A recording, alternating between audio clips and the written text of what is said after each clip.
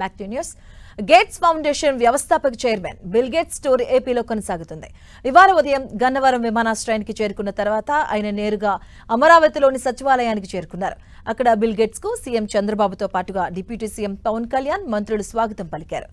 ఆ తర్వాత సచివాలయంలో రియల్ టైమ్ గవర్నెన్స్ కేంద్రాన్ని బిల్ గేట్స్ సందర్శించారు.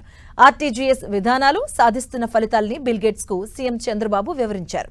ఇక ఆ తర్వాత బిల్ గేట్స్ బృందంతో సీఎం చంద్రబాబు, మంత్రులు, వివిధ శాఖ కార్యదర్శులు సమావేశాన్ని నిర్వహించారు. ఈ సమావేశానికి వివిధ శాఖ విభాగపతులు వర్చువల్ గా హాజరయ్యారు. గేట్స్ ఫౌండేషన్ సహకారంతో విద్య, వైద్యం, వ్యవసాయ రంగాల్లో రాష్ట్ర ప్రభుత్వం చేపట్టిన వివిధ ప్రాజెక్టులను మరింత విస్తరించే అంశంపై బిల్ గేట్స్ తో సీఎం చర్చించారు. ప్రత్యేకించి గేట్స్ ఫౌండేషన్ సహకారంతో నడుస్తున్న సంజీవని ప్రాజెక్టు గురించి వివరించడం జరిగింది. సచివాలయంలో రియల్ టైమ్ గవర్నెన్స్ లోని డిస్ప్లే వాల్ పై ప్రెజెంటేషన్లు పరిశీలించిన bill gates data lake, WhatsApp governance ద్వారా పౌర సేవల్ని సులభతరం చేయడం బాగుందని పేర్కొన్నారు బిల్ గేట్స్.